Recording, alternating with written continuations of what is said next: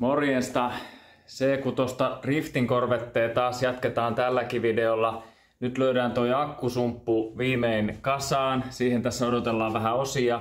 Ja nyt päästään tällä videolla jo syöttää Hyvinkään radalla ihan niin paljon kuin tämmöisestä vakio LS2 lähtee tai ranteista lähtee. Eli päästään ihan kunnolla kyllä testaamaan. Niin mennäänpä kuvauksien pariin sitten, että mitä tästä tuli sitten matkan varrella tehtyä. Akkusumppuun osia odotellessa, niin vaihdetaanpa nämä turvavyölenkit, mitkä mä tässä aiemmin jo laitoin. Eli sainkin tuohon kommenttikenttään palautetta, että nyt meni kyllä väärät lenkit. Ja näinhän siinä kävi. Mä en tiedä mistä mä muistin jotenkin sen, että se on se M8 silmukkaruuvi ollut ok. Jotenkin se tuli vaan jostain muistista, mutta niinhän se ei olekaan. Näissä ei mitään muuta speksiä ole kuin, että se on 8.8 lujuusluokan ja tämä on tuuma koko. Lähinnä tätä olisi varmasti M12, joka olisi varmasti ihan yhtä hyvä tähän, mutta kuitenkin nämä nyt on siis speksattu niin, että FIA hyväksytyt, niin laitetaan ne sitten sinne. Eli tuonne lattian läpi, kun siinä on aika paksu se lattia, se puulattia, niin se pannaan siihen noin pitkät, niitä lyhennetään. Ja sitten taas saman tien tästä valmiit laput sitten taas niille lantiovöille. Niihin riittää sitten vähän lyhyemmät. Niin joo, toinen puoli tulikin jo laitettua. Siis penkki tuli tuossa löytyy paikalle. Tein sinnekin jonkinlaiset kiinnitysraudat. Niitä täytyy ajan kanssa miettiä oikein, että onko ne ihan no nämä varmaan olisi ihan ok. Voi olla, että ensi talvena joudutaan tekemään vähän pieniä turvakaarimuutoksia. Sehän voi olla, että joka tapauksessa täytyy tehdä, mutta tää täytyisi taittua vähän enemmän saada kulmaa tohon. Nimittäin tämmönen läppäpenkki ei meinaa millään. Se tosta meinaa tämän kankaan syödä rikki tästä kulmasta. Eli tämän putken voitaisiin vaihtaa ja huomattavasti jyrkemmällä kulmalla vaan tehdä, ja siihen tarttisi, kun siihen saataisiin varmaan pari senttiä tuosta tilaa, niin mahtuisi tuo penkki ehkä jopa vähän taaksepäin vielä.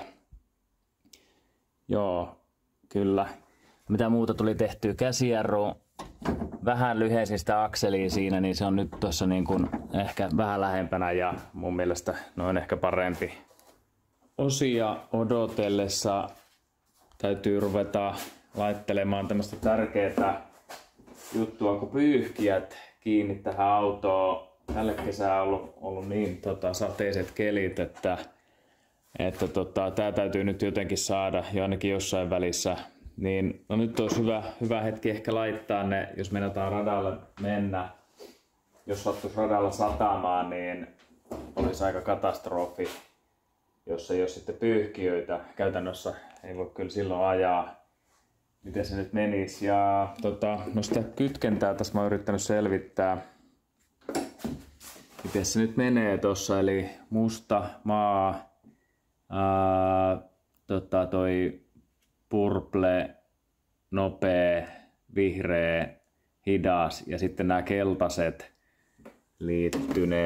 liittyy siihen, että se varmaan että se pyörittää sen moottorin siihen pisteeseen, että se on niinku tuolla alhaalla ja sen jälkeen kytkee pois päältä. Eli mä en saa tästä näistä kuvista kyllä nyt selvää, vaan että meneekö se niin, että toinen on niinku maa ja toinen vaan plussaa ja sitten se vaan niinku releeseen kytketään siihen onko se siihen 87A napaan, eli siihen on aina virta ja se vaan katkaisee ton piirin sitten, kun se moottori on oikeassa asennossa. Nisköhän se niin? No sitä kokeillaan tietysti tässä vaan nyt. Pannaan ainakin yksi pyyhkiö paikalle ja katsotaan mihin se asettuu, jos sitä annetaan virtaa. Kytkennät alkaa tässä selviämään. Se menisi jotenkuten näin, eli tää on aina maassa, keltainen, toinen niistä parkkijohdoista koko ajan plussassa. Tosta sitten lähtisi niin kuin hidas nopeus. Täältä nopea ja nyt kun pyyhkiä jää siihen asentoon, missä se oli, niin nämä kun taas yhdistää, niin sitten pitäisi niinku mennä parkkiin. Joo, tätä täytyy oikein piirtää kaavio. Käsittääkseni 2 5-napaisella releellä tätä pystyisi tällä tavalla ohjaamaan, mutta se täytyy nyt oikein niinku piirtää paperille. Ja niin Maxekussahan on ne. Mullahan on täällä ylimääräisiä releitä vielä jokunen. Tuossa on yksi ylimääräinen paikkakin ja nämä oli kaikki 5-napaisia. Ei se taidakaan onnistua tää parkkitoiminto kytkeä ihan noilla tavallisilla 5-napaisilla releillä, niin laitetaan vaan tää vaikka nopea, muistaakseni se releen kautta ja kytkin tonne sisälle. Täytyy vaan siis pysäyttää se pyyhin sitten vaan sillä napilla aina oikeaan kohtaan. Täytyy tutustua siihen paremmin, niitä kai olisi sellaisia releitä, millä pystyy koko hommaa ohjaamaan, niin se on sitten ensi talven juttuja. Kytkennät alkaisi olemaan valmiita.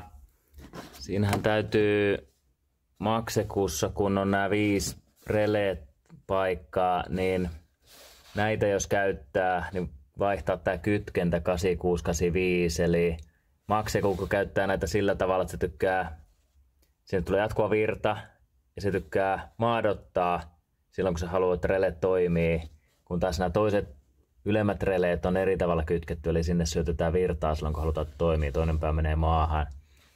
Niin no sehän olikin Janne, mun hovisähkäri, laittanutkin tuohon jo merkin, että jos käyttää tätä Maxeku releboksia tähän korisähköihin, niin nämä pitää vaihtaa nämä alemmat relet. Se on nyt siis tehty.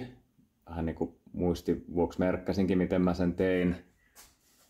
Eli tuolla sitten on siis toi maapuoli haarotettu tonne ja tähän tulee virtasignaali. Tai virta, mikä signaali tuu. Ja tossa pitäisi lähteä. Ja Joo, tosiaan ilmeni, ei näitä kyllä pystykään näitä nopea, hidas ja parkki, niin ei pysty noilla 5-napaisilla releillä kuitenkaan ihan hoitamaan. Tai olisi muuten pystynyt, mutta sitten kaikki virta olisi pitänyt ajaa se syöttö tämän kytkimen kautta. Ja se, mä en tiedä yhtään paljonko toi moottori käyttää, niin ei ihan hyvä idea ehkä. Mutta nyt pitäisi siis löydä, mulla on siis nopea vaihde ainoastaan kytkettynä nyt tuolta sitten. Lyödäänpä tuosta virra päälle ja hetkinen, se ei pitäisi kai lähteä, koska se pitäisi toimia vaan silloin kun kori sähkö lähtee se näköjään. Joo. On vähän huonosti säädetty, jonnekin se lyö. Iskee liian pohjaan toi ampparipuoli. No, mutta homma toimii. Eli näköjään ei tarvi olla siis virta päällä täältä, joo. Oikein miettiä, että mitäs mä kuvittelin niin. Se nyt tulee siis jatkuva syöttö.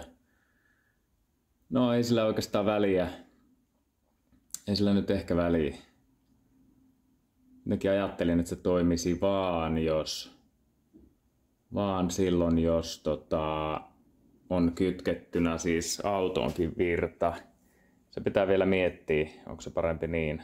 Pyyhkijät tuli nyt asennettu ja valmiiksi ja tässä ei vieläkään ole ne osat tullut. Eli ne on jossakin tullissa nyt edelleen ja nyt alkaa tässä viikonloppu ja maanantaina kai pitäisi sitten FedExin ne tuoda. Jotenkin ne jäi sinne nyt jumiin.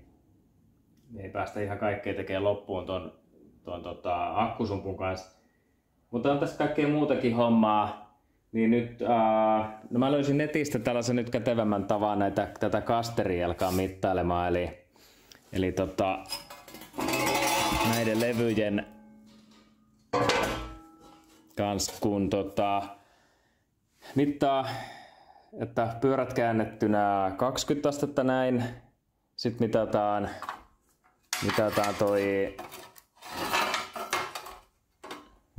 tuosta toi kamperi sitten käännetään pyörät toiseen suuntaan 20 astetta, mitataan uudelleen kamperi ja niiden erotus kertaa 1,5. Pitäisi olla kasteri, sanoinko mä nyt kamperi? Ja täytyy oikein selvittää, mistä tämä kaava tulee, että se noin menee, mutta aika monesta lähteestä tämä nyt on niinku katsottu, että pitäisi varmaan toimia. Sillä päästiin semmoisen tulokseen, että apukuskin puoli 765 kasteria tällä hetkellä ja kuskin puolella 8,7. Näissä C6 kai aika paljon on alun perinkin kasteria käytetty, niin voitaisiin vaikka lähtökohdaksi ottaa tuo 765 ja säätää tää 8,7 nyt siihen sitten, niin luulisi senkin vaikuttavan nyt jotenkin jo tuohon ajo-ominaisuuksiin. Eli oliko se nyt tää puoli? Nyt mä vähän niinku mitenpäin mä osaan ajatella. Joo, kyllä mä ensin mittasin tän apukuskin, niin se on tossa. Lähdetään säätelemään sitä. Sen jälkeen sitten varmaan sitten katsotaan kamperi ja hauraus. Joo, täytyy viedä tää joskus ihan oikeaan niin säätöpenkkiin, mutta niin tääkin on pakko vähän oppia. Oikeastaan pitäisi tähänkin hankkia varmaan paremmat työkalut. Pakko näitä on pystyä tallissakin jonkun verran säätämään. Kasteri tuli kuntoon ja mä rupesin mittailemaan nyt tässä samalla Ackermaneja. Ja mullahan ei mitään speksiä tähän nyt ole, että mitä se pitäisi se Ackermani oikeastaan olla.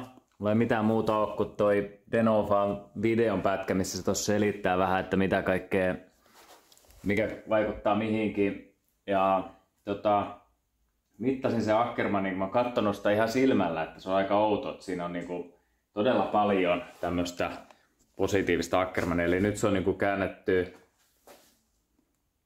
No ei se itse asiassa nyt tuo äärilaita. Mäpä käännän se äärilaitaa.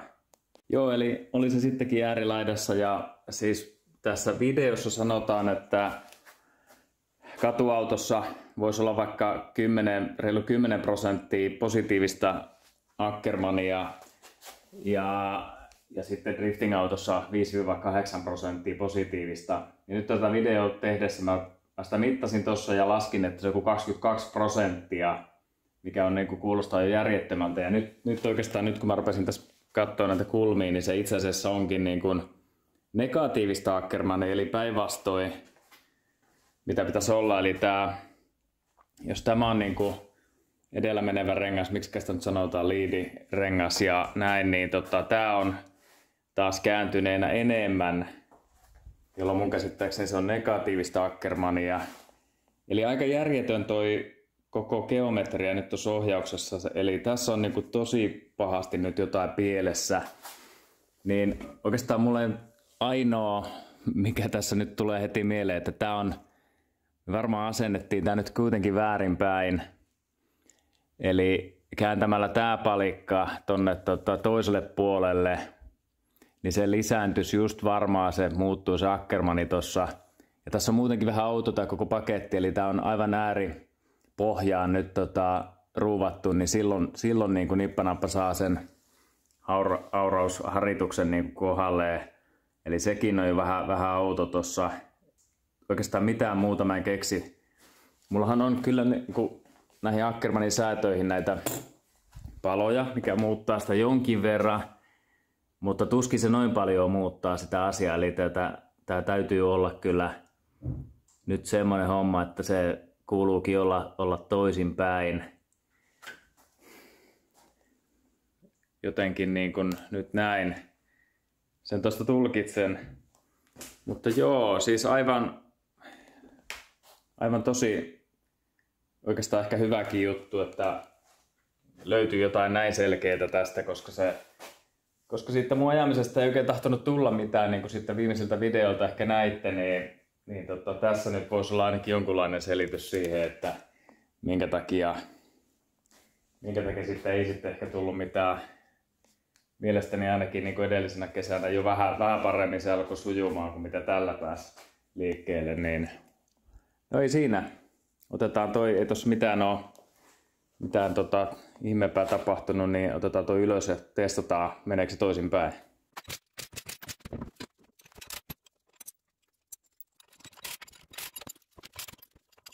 No tässä nää nyt on, ja niin kuin tää puoli on tasapaksu ja täällä näköjään tää on vähän niin kuin korkeampi kohta. Ja mennään kattoon, kun se niin kun sopii järkeen. Tästä katoin jo valmiiksi, että tää on vähän niin kuin korkeampi, jos tuolla vaikka sitä siivailee. Se näyttäisi just olevan niin kuin, on niin kuin näin. Ja tosta joutuneen varmaan vähän se piistämään, hiomaan itse asiassa pois materiaalia, että se mahtuu. Niin se varmaan on tarkoitettu kyllä. Oikeastaan ihan niin kuin nyt voin jo sanoa, että kyllä varmuudella näin, että ei muuta kuin rälläkkä käteen ja vedetään tästä lastu pois ja tää tuskin haittaa. Tänään voisi muutenkin katkaista tästä kokonaan, mutta tuskin on ehkä tarvetta kokonaan. Tuohon se pitäisi mennä.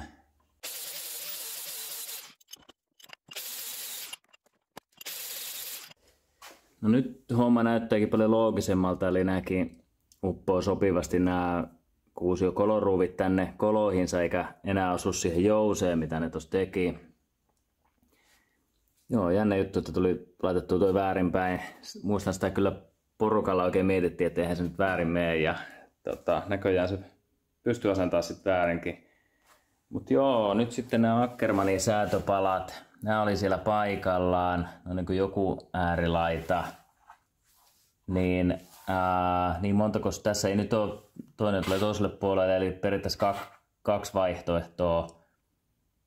Kaksi vaihtoehtoa plus sitten, että kun nämä kääntää niin kuin ympäri, niin sillä saa yhden, eli onko se niin, että yhteensä neljä eri asentoa voi olla, niin nämä on niin kuin äärilaita. Ehkä me laitetaan nämä sitten sinne ja mietitään joku, sitähän pitää sitten säädellä, arvataan joku tohon nyt. Alkoihan se Corvetestakin löytymään yhtäkkiä kääntyvyyttä, kun laittoi nuo palikat nyt oikein päin. Mutta se on vieläkin toi Ackermani tässä menee selvästi se niinku aurauksen puolella, eli mitä se tarkoittaa, reverse Ackermani, eli väärinpäin vähän menee vielä. Ja mitäs mä katoin tuosta Weissfabin sivuilta, että tätä pickup-pointtia pitää siirtää ulospäin. Eli tätä pistettä täytyy siirtää ulospäin, niin meidän pitäisi päästä niinku sillä sitten tavallaan siihen positiiviseen Ackermaniin. No ei se käy järkeä oikein, mutta ei tätä nyt oikein pysty päässä pyörittämään. Täytyy kokeilla vaan ja laittaa. Täältä paljastuu vielä vähän uuden tyyppinen ongelma. Tää kääntökitti tuolta kohtaa osuu tuohon jouseen. Ja mä palautan tuon kameran kuvaamaan ja näytän miten ne käy.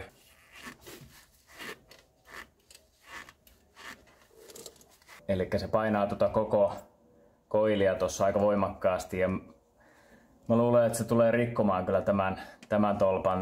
Nämä BC Racingit mitenkään niinku paksuja eikä tuollain järeitä ole, eikä varmaan tuommoista siputtaa sitä kuormaa varmaan ihan hirveästi ehkä kestäkään. Niin joo, tonne hammastankoon nyt ainakin muistaakseni, siis Bemareissa ainakin sinne sai toppari ja varmaan paras paikka sinne se olisi laittaakin.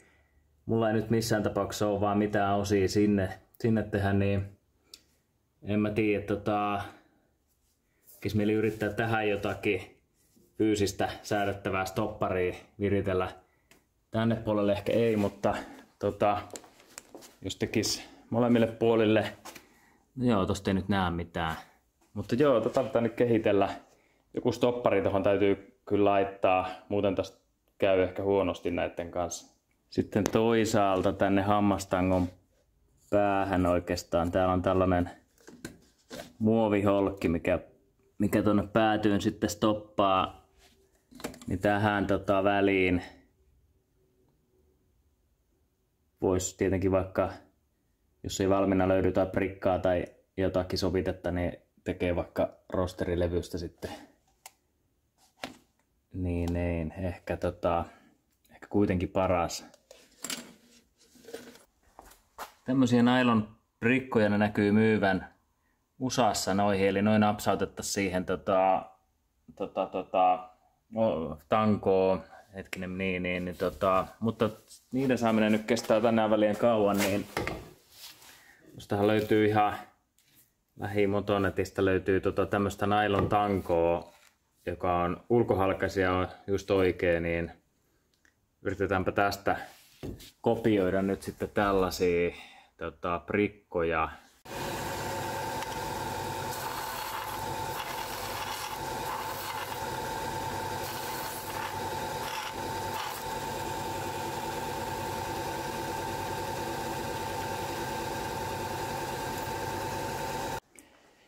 Tämmösen onnistuin tuosta nailontangosta tekemään.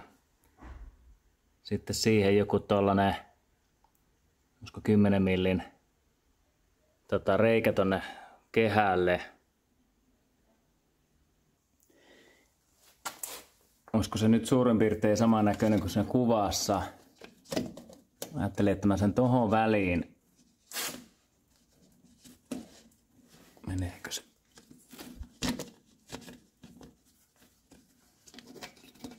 Tuohon väliin, jos sen saa. Menihän se. Sitten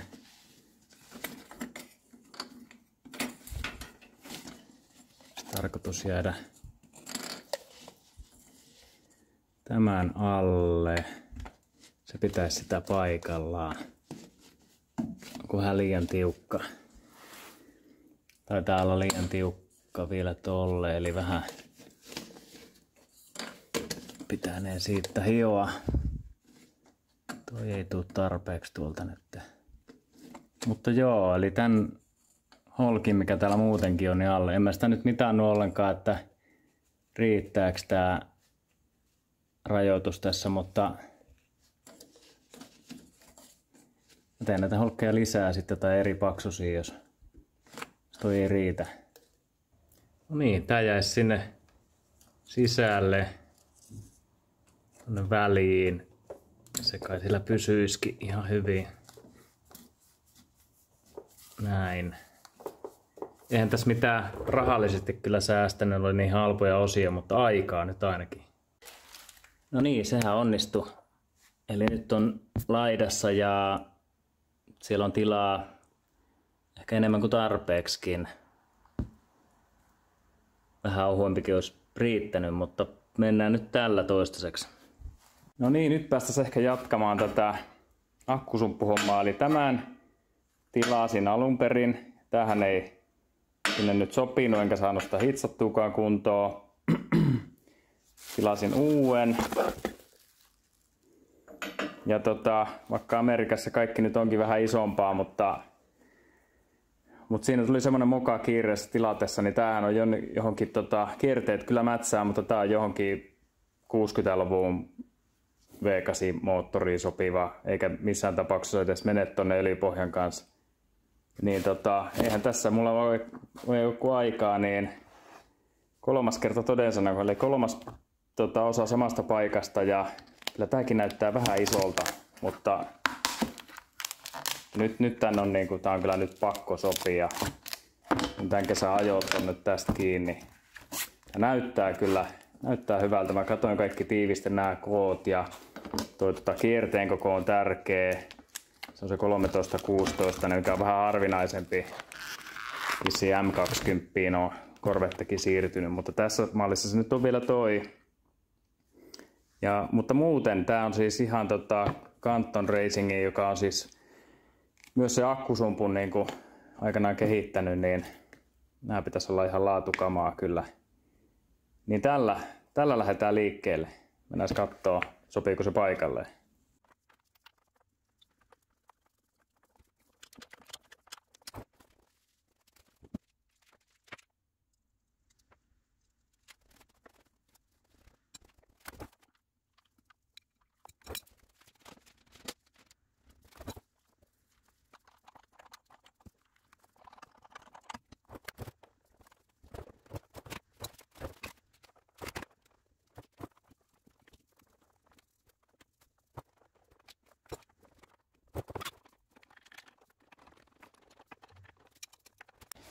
No nyt sitä mittaria ei nyt ole ihan hirveästi näy, mutta siinä näkyy 22 PSI, joka on jotakin ja pari baaria, mitä siellä on niin sitä ylinpainetta. Ja vitsi, missä tää nyt pysyy? Missä? Teoriassa mun pitäisi pystyä nyt siis saamaan ylinpaineet sinne ilman, että mä edes pyöritän koko moottoria.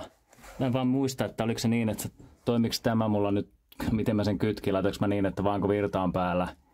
Pääkytkin on päällä, jos mä paan tosta. Kyllä. Lähteekö öljynpaineet nousee? Periaatteessa sen pitäisi alkaa sieltä syöttämään. Lähteekö laskeen toi lukema? Kyllä se lähtee. Johon pannaan kiinni. Sehän muuten tyhjentää sen koko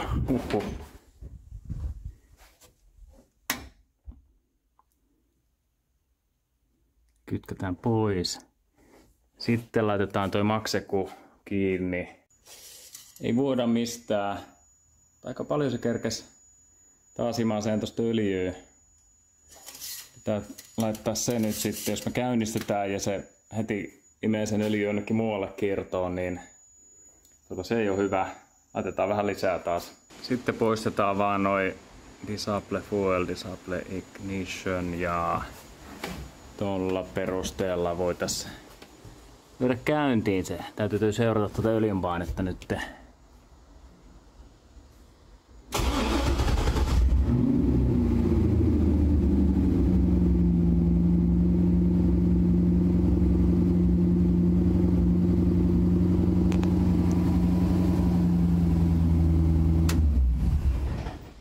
Lyhyesti käytetään ja tässä välissä tarkistetaan taas öljyt. Täällä on joku ihme syysmyrsky menossa nyt. Todella kuuma, mutta tuulee ihan hulluna. Ja akkusumppukin latasi tuonne jo itsensä tuonne lähelle 3 baariin. Ja öljy väheni. No niin, kaikki tuntuu kyllä nyt skulaavan ihan täydellisesti. Öljyä mä tällä kertaa laitan nyt vaan siihen ylämerkkiin, enkä sitä litraa överiä, kun on kerran tämä systeemi, ettei siinä nyt käy mitään. Sillä on 4 baaria. Se on kerännyt painetta tonne jo. Eli hieno homma. Ainoa asia, tuossa ihan vähän, tässä joku vuotaa. Olisikohan tuo liiti jäänyt löysälle tai sitä filtteriä ei ole kunnolla. Pieni tippa tuossa kelluu, mutta ei paha, ei mitään muuta. Mitään muita vuotoja ei oo. Eli joo, ainoa asia se ohjauksen se rajoitin toiselle puolelle, niin lähdetään suunnittelemaan ratahommia. En mä tiedä, pitääköhän meidän ottaa tää syysmyrsky, se oli tuohon tiistaille luvattu se pahin, että mä nyt ehkä silloin lähde sitten minnekään. En tiedä, ei se varmaan tosta kyllä nyt välttämättä tosta nyt kovin pahaksi muutu, mutta joka tapauksessa panas kiinni. Joo, pakataan systeemejä ja katsotaan renkaat kuntoon ja katsotaan kun lähdetään. No niin, nyt päästiin Hyvinkään moottoriradalle. Tätä päivää tässä on vähän odoteltukin.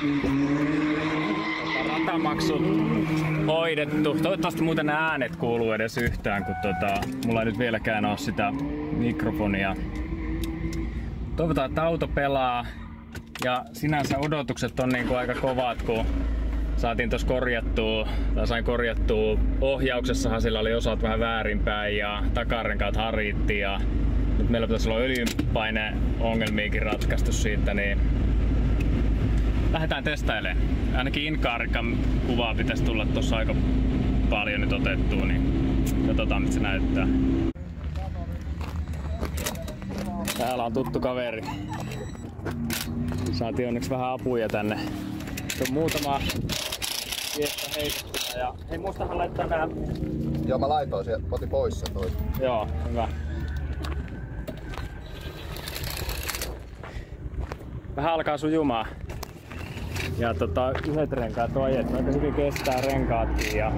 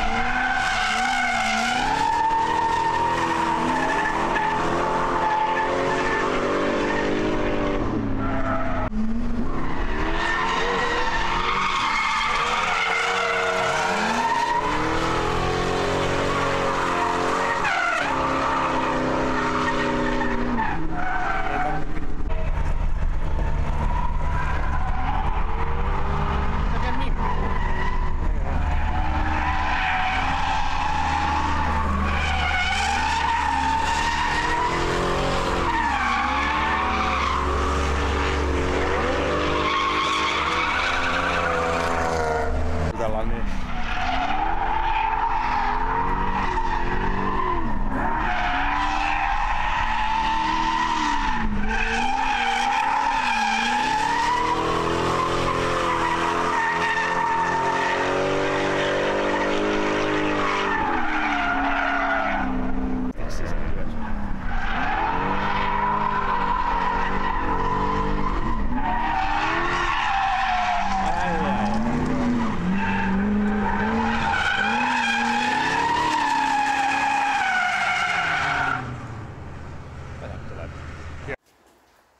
No niin, Hyvinkäältä kotiuduttiin ja auto on vielä ehjä.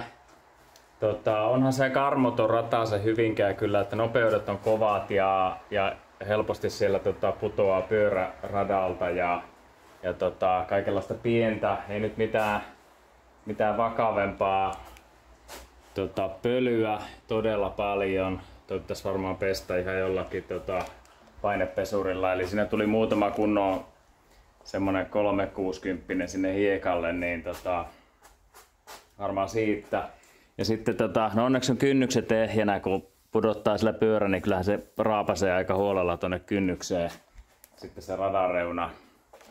Mutta joo, ihan silleen voi olla tyytyväinen siihen päivään, että tuli ajettua paljon ja se rupesi niinku kulkemaankin jotenkuten jo ja näin, niin joo, eihän siinä. En mä tiedä, mä ajoin niin paljon tavallaan yhtä kyytiä siinä, että oiskohan ohjaustehosti vähän tykännyt sitten paskaa. Mä vähän lueskelin niistä myöhemminkin, että näissä on kai sen lämpenemisen kanssa ongelmia. Katoin, että siellä on öljy edelleen, se on kaikki sinänsä kunnossa, tossa se pumppu on. Mutta se rupesi pitämään semmoista niin ääntä ihan selvästi. Niin kokeillaan nyt että tiedetään pitääkö me alkaa tilailemaan jotain osia, niin kokeillaan, että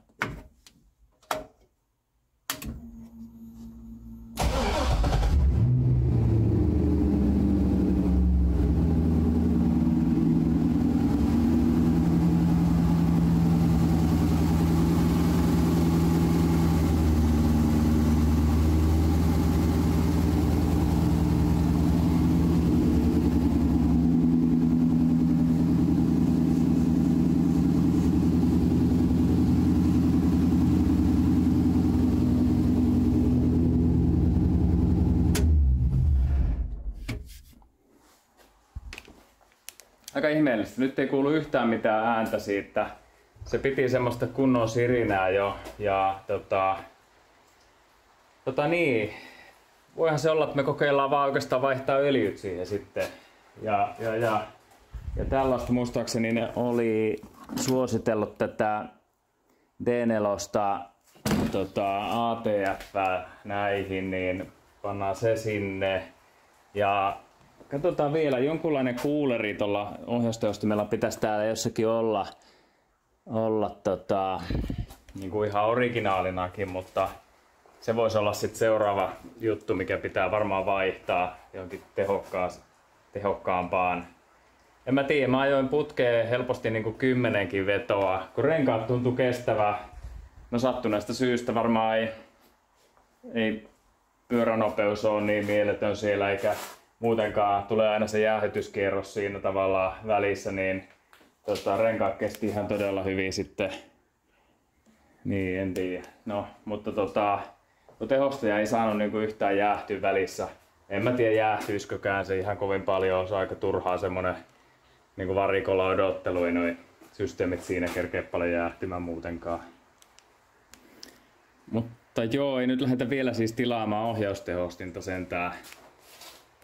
Varmaan joku $500–600 siihenkin ja pari viikkoa toimitusaikaa ja päälle vähän veroja ja jotakin semmoista, niin eihän sitä huvittaisi ihan turhaakaan.